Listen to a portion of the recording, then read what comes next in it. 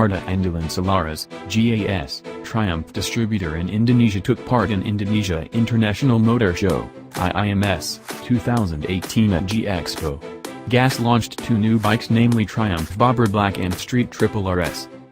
Bonneville Bobber Black is a new variant of the existing model that is Bobber. This variant comes with all black shades and a more fierce look. Although not cheap to Bandura Rp 475 million, this time the unit was sold out at IIMS 2018.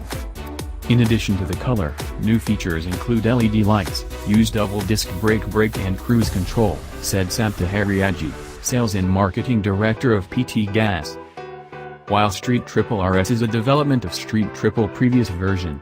As a reminder, the 765cc engine with 3-cylinder that carried Street Triple RS is the forerunner of the Triumph machine in the Moto2 race starting next year.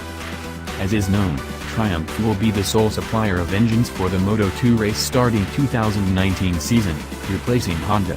The engine is 765cc, there are quick shifter, traction control, 5 riding mode and all-in suspension, he said.